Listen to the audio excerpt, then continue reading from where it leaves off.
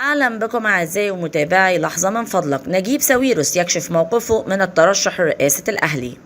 كشف المهندس نجيب ساويرس رجل الأعمال مدى احتمالية ترشحه لرئاسة النادي الأهلي، مشيرا لأنه لا ينوي الترشح لرئاسة النادي الأهلي. وقال ساويرس خلال تصريحات تلفزيونية أن هناك عدة أسباب تحول دون ترشحه لرئاسة النادي الأهلي، ومنها أنه ليس متفرغا لإدارة شؤون النادي، خاصة وأنه يحاول تقليل عدد ساعات العمل. وفي وقت سابق تحدث رجل الأعمال نجيب ساويرس عن مدى إمكانية عودة فعاليات مهرجان الجونة السينمائي مرة أخرى، وموقف الزعيم عادل إمام من الحضر في الدورة السادسة المقبلة. وقال نجيب ساويرس في تصريحات تلفزيونية: كان هناك نقد إعلامي لمهرجان الجونة بشكل غير مبرر.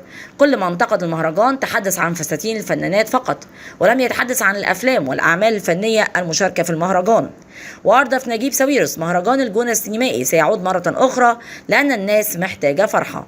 وعن مشاركة عادل إمام في الدورة المقبلة أكد ساويرس: عادل إمام مش بيحضر مهرجانات، ولما جالنا في إحدى دورات المهرجان كان تقدير منه لنا، ولن يستطيع أن يحضر المهرجان في دورته الجديدة، وعادل إمام بخير وبصحة جيدة. من فضلك لا تنسى الاشتراك في القناة، تفعيل الجرس على وضع الكل، وعمل لايك ليصلك كل جديد من القناة. شكرا لكم.